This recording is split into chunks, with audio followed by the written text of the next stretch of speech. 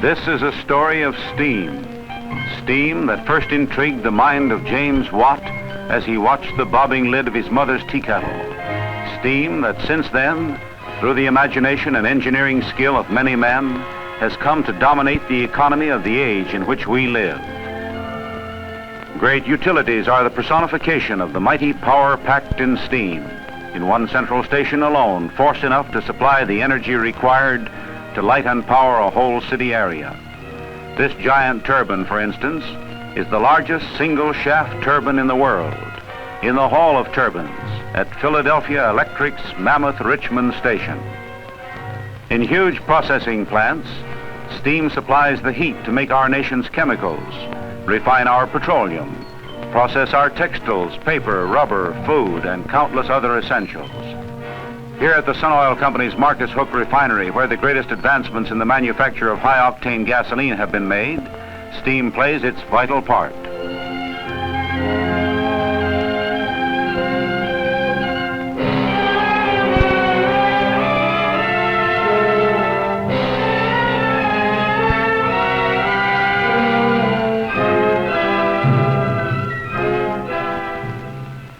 And how would you like to be janitor to 40,000 people?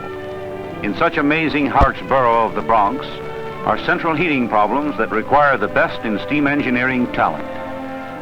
Yes, steam is comfort to millions in apartment houses, hotels, hospitals, universities, institutions, and other public buildings. Steam is power.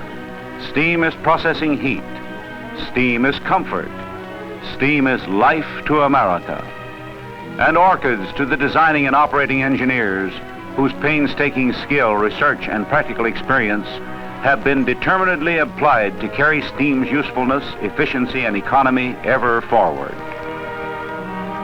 Because modern steam generation, transmission, and application depend not alone upon the efficiency of major equipment employed, but upon almost countless auxiliaries that must contribute their share to overall economy and dependability, the Yarnall Waring Company set out about 40 years ago to develop one after another improved steam devices.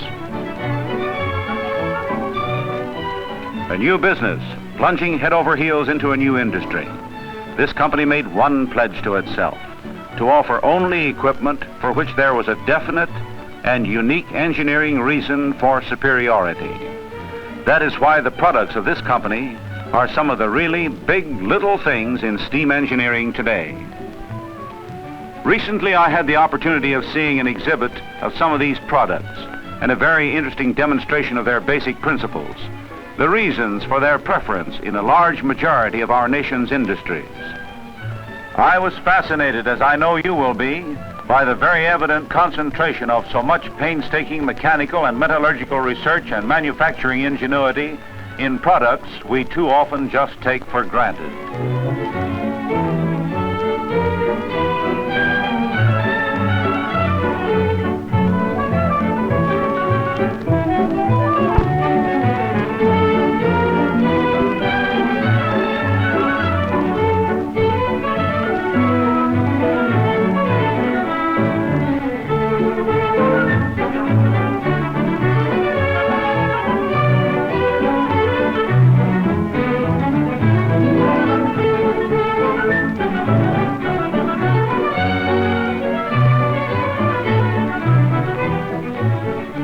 Mud, scale, and dirt to clog, score, wear, and cause leakage through the boiler blowdown valves of a generation ago were the reasons for the seatless blow-off valve, the first Yarway product.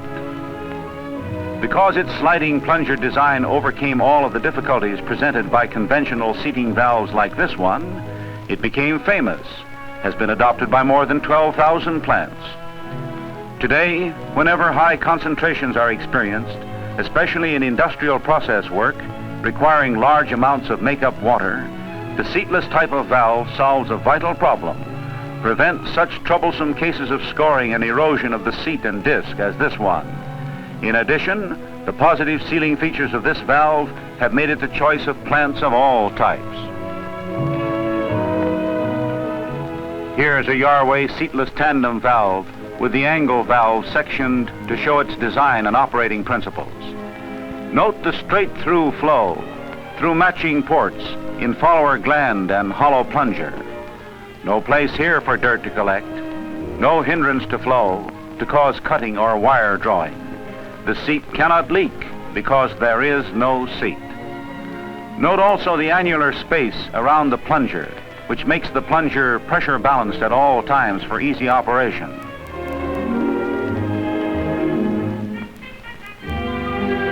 Down goes the plunger, literally shearing off the flow as the valve closes.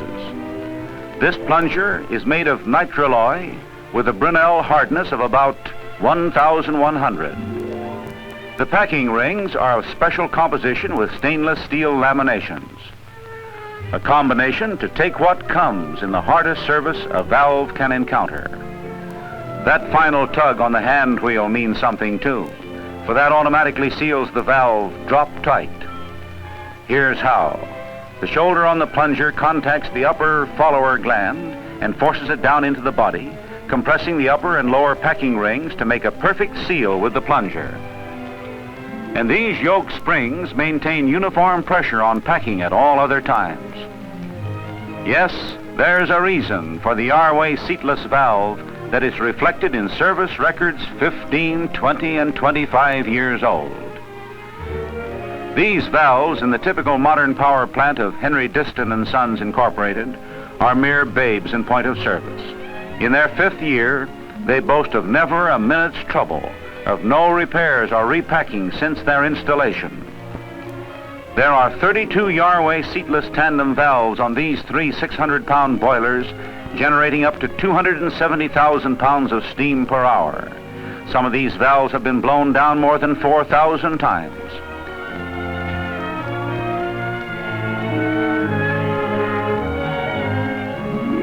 But what about the higher pressures in use today? What has valve engineering developed to hold in check the devastating force of steam at 900, 1,200, 1,500, and even 2,500 pounds pressure?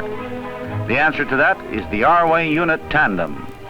This tandem, which utilizes a solid block of forged steel as a common body, combines the famous seatless design with a greatly improved hard seat valve. The hard seat valve, which we see being operated, is the valve nearest the boiler and is used as the blowing valve. Its metal-to-metal seating is ideal for the high temperatures encountered. The seatless valve is used as the sealing valve. Opened first and closed last, it is never subjected to the full force of the blow, and hence it stays drop tight.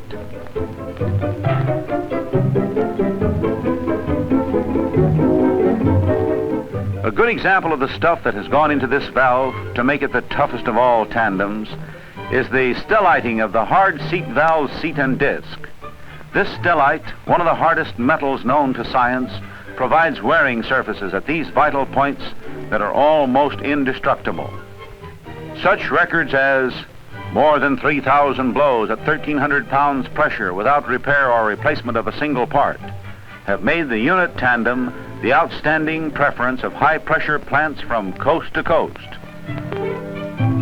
Here at the Philadelphia Electric Company Schuylkill Station, important part of a power network that employs hundreds of Yarway blow-off valves, we see a typical installation of unit tandems. But what are some more of those big little things in steam engineering?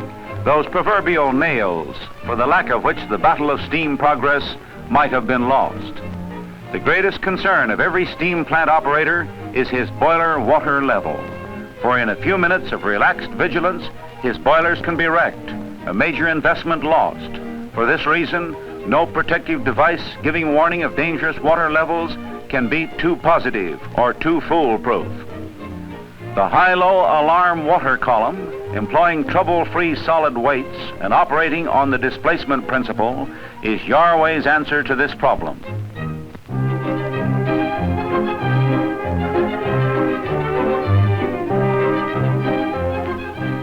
Down goes the water level in the gauge to a point where the lower of the two balanced weights no longer is submerged. Its added effective weight instantly operates the sensitive mechanism, balanced on knife edges like a fine scale, and the steam whistle blows. Similarly, on high water, submerging both weights disturbs their balance again, and the whistle blows.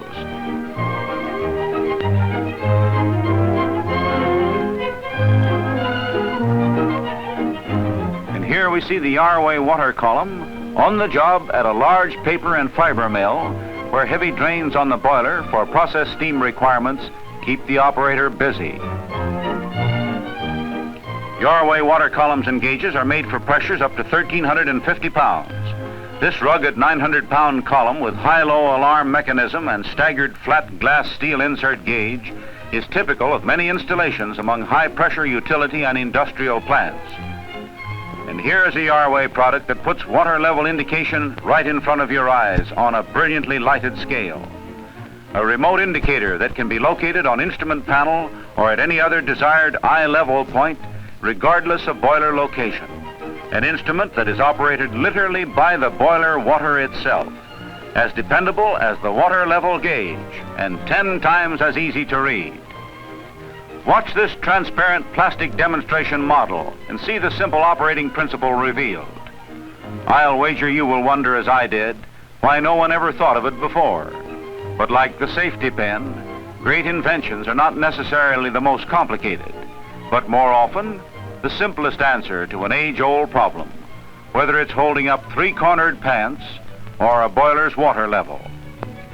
This neoprene diaphragm in the pressure side of the instrument is moved by the difference in weight of 2 columns of water at the same boiler pressure, opposing each other on opposite sides of the diaphragm. One column of water is of constant height, and the other varies with the water level in the boiler drum. Now, looking at the other side of the mechanism, the diaphragm moves a powerful permanent magnet which transmits its motion to a rotating spiral armature inside a non-ferrous thimble-shaped tube extending into the pressure side of the instrument. This magnetic transmission permits the pressure side of the instrument to be completely separated and sealed off from the indicating mechanism at atmosphere, eliminating stuffing boxes with their resultant friction, lag, and inaccuracy in instrument operation.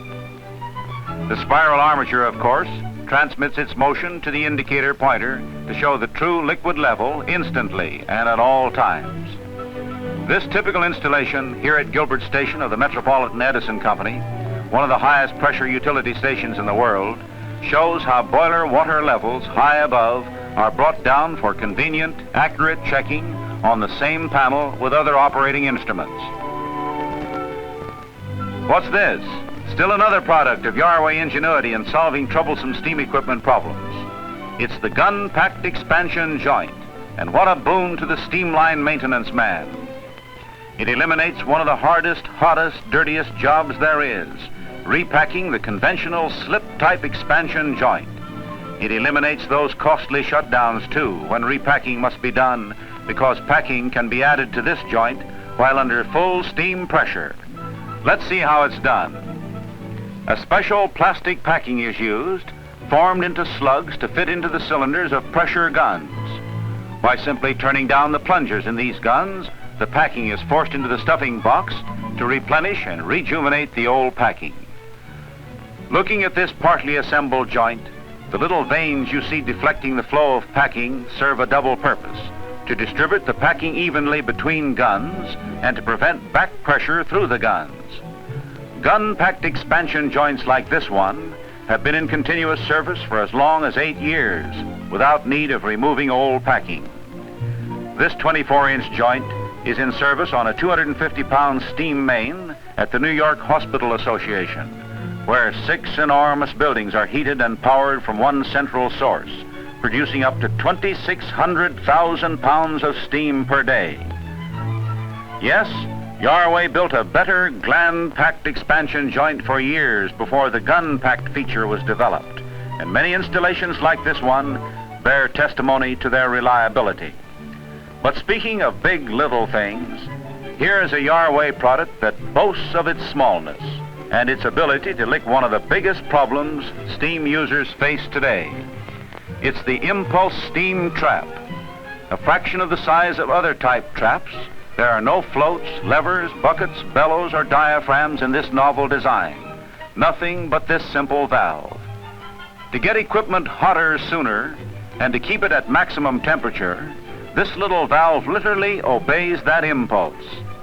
It opens wide like this on heavy condensate loads and discharges water and air continuously. Then when equipment has been brought up to temperature, it settles down to its job of discharging intermittently like this as condensate collects to keep lines clear and heat at maximum.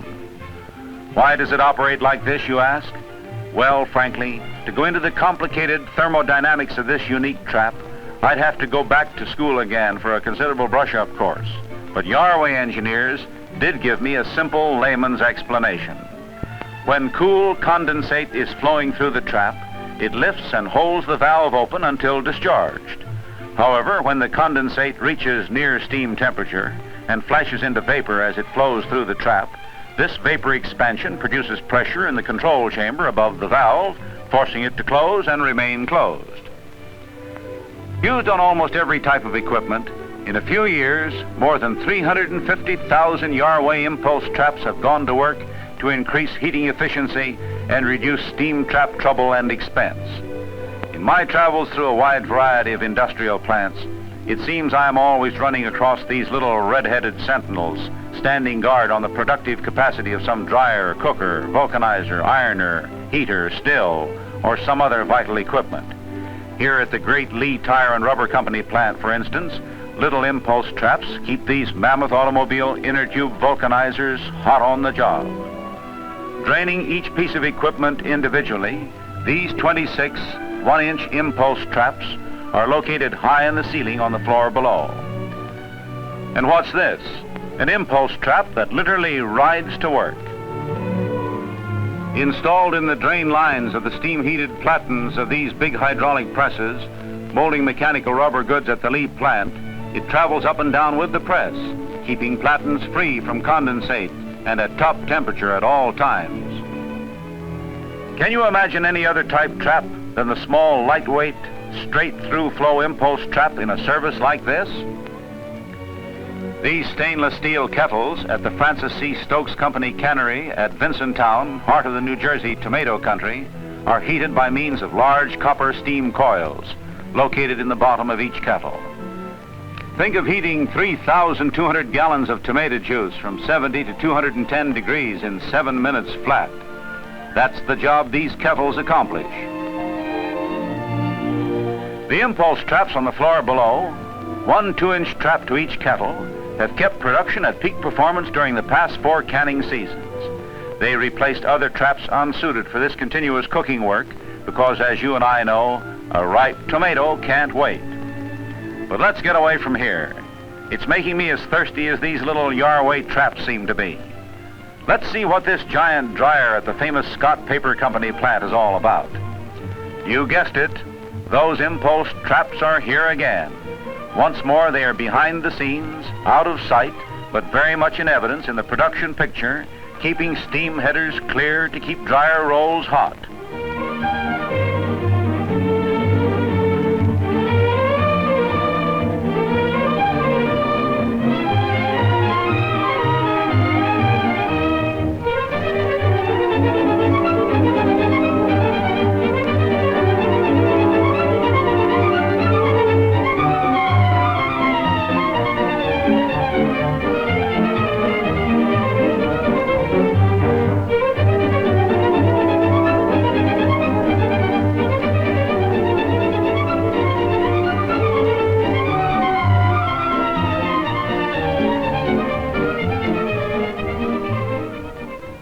Here at Continental Mills, where pure virgin wool is knitted for some of the leading clothing manufacturers, are still other typical impulse trap applications, from steam separators to raw stock and cloth dryers to steamers and nappers. For instance, the 6 heating coils of this continuous dryer that handles cloth by the mile are drained by 2 1¼ inch impulse traps, handling the condensate from 48,000 pounds of steam per day right in their stride. And here's one of those interesting machines that raise the nap on the wool fabric to make it feel as soft and warm as a friendly kitten. The steam-heated rolls over which the fabric passes on all of these machines are Yarway trap equipped, selected because they were the smallest, lightest weight, easiest installed, and most efficient traps that could be purchased for the job. Rubber, paper, food, textiles. Yes, every principal process industry has found the Yarway impulse trap unnatural for their needs. Not to forget one of the most important industries of all, petroleum. Here at the Sun Oil Company's Marcus Hook Refinery, I can really feel at home. And so can those little impulse traps, for there are literally hundreds of them throughout this great modern refinery. For instance, practically every meter box, and they are legion in this extensive refinery, is Yarway trap equipped. And in this complicated-looking Christmas tree of piping, so typical in refinery work, we see again the ever-present Yarway trap, this time serving big stabilizer units. This may look like sending a boy to do a man's work, but take my word for it, this little trap is every inch a man when it comes to keeping lines like this free from condensate and oil lines warm so that a refinery may continue operating when the temperature is 0 in the sun. Which reminds me, have you noticed that all of these little impulse traps are out in the open, bare in the breeze, and subject to sub-freezing temperatures? So far as I know, no other steam trap can weather such conditions without a liberal overcoat of insulation to prevent freezing up and becoming inoperative. Yarway traps are not content to be landlubbers either, in spite of the great job that they are doing for so many plants ashore. When ships go down to the sea, they go with them, for they are naturally good sailors. Literally, the trap with sea legs. They are unaffected by the rolling and pitching of the ship, a fact that, among other advantages, influenced their selection for almost every American ship launched in our great new merchant marine program. And since we were talking about the petroleum industry, it is interesting to know that many vital tankers now report discharging their crude oil cargoes hours earlier due to the quicker heating Yarway traps afford when steam is turned on approaching port. All of the Yarway traps you have seen up to this point have been standard bar stock traps for pressure below 600 pounds. What has Yarway done about trapping really high pressures? Here is the answer. The integral strainer trap for pressures up to 1,500 pounds and temperatures to 900 degrees. Flanges and bolted type bonnet replace screwed connections. The body is forged steel and contains both the Yarway fine screen strainer and the impulse trap. Stellite facing is provided on both valve and seat of this trap to ensure long wear under the severe operating conditions imposed by high pressures and temperatures. Here at the Westport station of Baltimore's Consolidated Gas Electric Light and Power Company, we see these integral strainer traps draining the hottest steam lines I have ever run into. 900 degrees Fahrenheit, hot enough to cook an egg across the room, I'll bet. This trap is removing condensate from the main steam header supplying a 52,000 kW condensing type turbine generator operating on 850 pounds pressure. And here is a trap on a 1,250 pound line, pressure so great that steam goes back into water if its temperature falls below 573 degrees. A far cry from James Watt's bobbing tea kettle lid. Yes, this is steam with almost the power of exploding dynamite. This line serves a boiler feed pump turbine in connection with the 25,000 kW superposed turbine generator at Westport.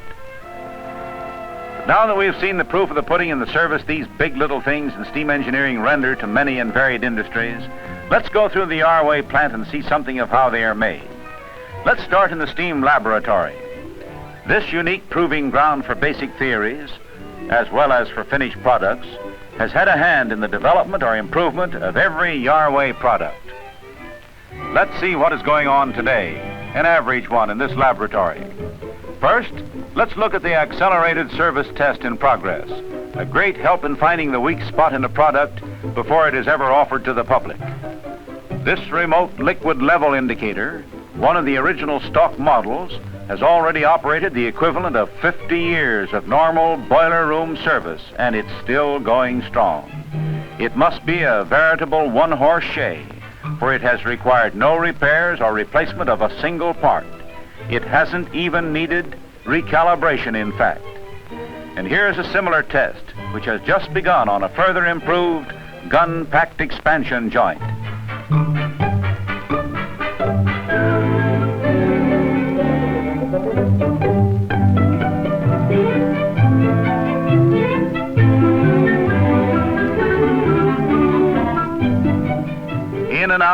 In and out, this joint will move day in and day out under the watchful eyes of engineers. If it meets their expectations, you will hear about it later on. If not, the search will go on. New designs, new materials, new products in never-ending succession will meet the acid test of this laboratory. Over here is an impulse steam trap testing apparatus where valuable operating data has been determined. This trap, which as I mentioned before, employs an entirely new principle of operation, was developed entirely in this laboratory from original theory to final product. And even today, research into the flow characteristics of steam and water goes on to add to man's knowledge in the field of thermodynamics and possibly to lay the foundation for other new and better steam devices to serve industry. Here we see an actual test being run on special laboratory apparatus for further exploratory work on this subject. So that flow characteristics may be studied visually, a heavy glass tube is used as the chamber between the two orifices in series. In addition to such original research, there are many routine tests going on continually, for this laboratory must prove all materials used in Yarway products and acts as the control for manufacturing and testing in the plant, literally the alpha and omega of Yarway product development. But let us follow some of these Yarway products through the plant and take a quick look at the modern methods employed, the painstaking care and double checks involved in assuring that every piece of equipment turned out meets the rigid standards set up for it. This steam trap machining and assembly department is a veritable beehive of activity, and at first glance it is easy to see why these better steam traps often cost no more to buy than to repair some other type traps. Modern high-speed automatic and semi-automatic production machines almost seem to turn them out while you wait. Those are marine-type integral strainer traps being assembled in the foreground.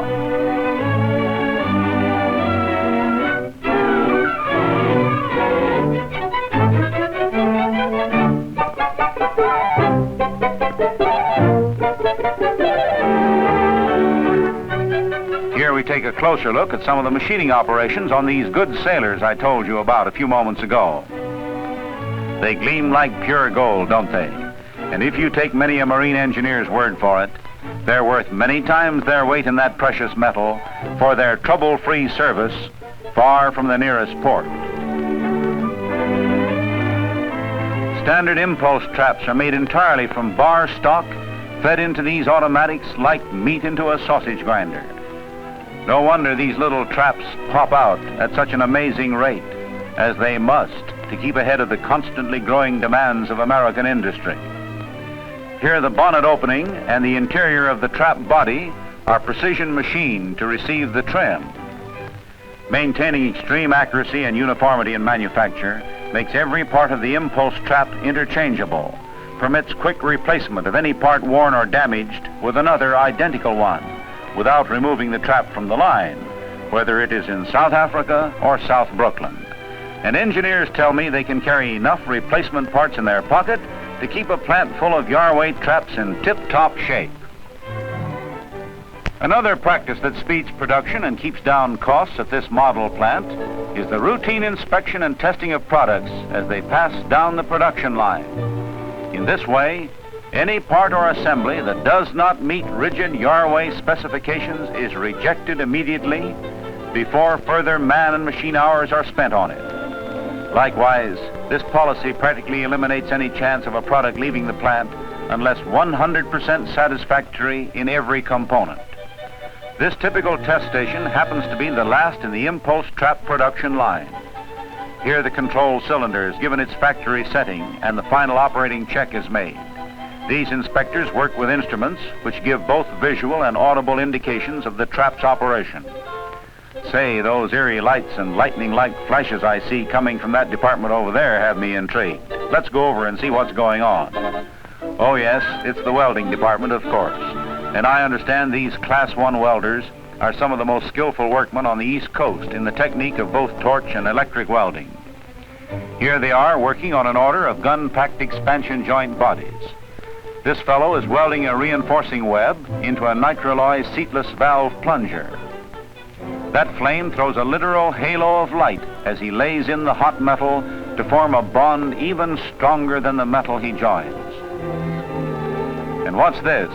To be sure, he's welding in the stellite face on that hard seat blow-off valve seat we saw a while ago, putting on that glass-hard metal surface just as smoothly and evenly as the cook ices a birthday cake. This takes a steady hand and a lot of know-how, but he makes it look so easy it is hard to believe it. A foot pedal arrangement turns the piece at the command of the welder. But if you think this is tedious work, you should see him do the same job on a little high-pressure impulse trap valve and seat. This is truly a job for some strange combination of welder and jeweler, but these fellows take it in their stride. Well, time is short, so we can't tarry here too long. Let's get back to the machine shop and see some other Yarway products rolling off the production line. This tungsten carbide cutting tool is slicing through the seatless valve flange like the devil was after him. Can't you hear that metal screech as it smokes and gives off those heat-blued chips? And while we're in the blow-off valve department, here's another interesting sequence of manufacture. Machining the heads and pressing them into the seatless valve's nitrided nitralloy plungers. This assembly will go back to the welding department for the head to be welded into the plunger. Remember the saying, more haste, less speed? Well, like all the high-speed production lines of industry, there always comes a point in the creation of a product where a man's hands and brain must be called upon to assemble it and send it on its way. A few of these men assembled some of the earliest Yarway blow-off valves many years ago, and they are still at it with the skill of sight and touch that knows when a product is right, and they know it automatically.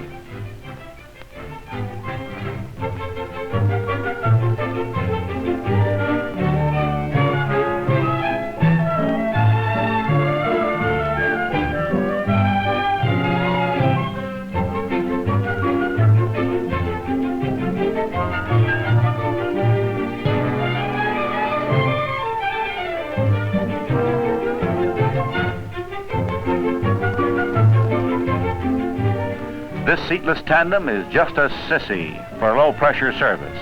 It gets only 1,200 pounds pressure in its test, but it probably would take 2,000. The two stages of these tests check both the tightness of the valve structure and its ability to shut off tight against twice its rated pressure.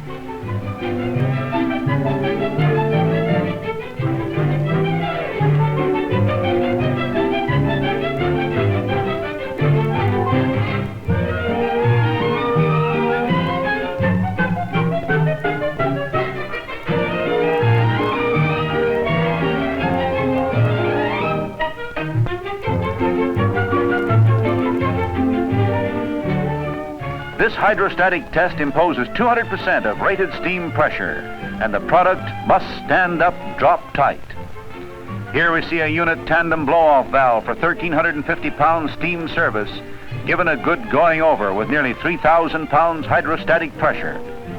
Hydrostatic testing of water columns and gauges and big expansion joints like this one presents quite a problem, but Yarway has developed a way to handle them too with speed and dispatch. And so at the end of a busy day, as we pass through the shipping department, working feverishly to get the fruits of this day's work on their way to the waiting customers, we stop and try to summarize what we have seen, to add it to our mental storehouse of industrial romances. I don't know how it impressed you, but to me, the sincere and honest purpose of this company of engineers and manufacturers in taking the little things in steam engineering and doing them so well that they now loom as big accomplishments is worthy of every plant operator's enthusiastic thanks for a job well done. So as you watch again the parade of Yarway products, remember, there's a reason for every one of them that can best be found in the troublesome problems each has solved for many satisfied users. That Yarway goes on, ever matching new problems with new equipment, anticipating constantly changing service conditions and new needs of industry. Now I hope that Yarway valve-equipped Philadelphia Electric Company has plenty of power ready to whisk my train off for New York and home. As I say, so long, and thanks for an interesting experience.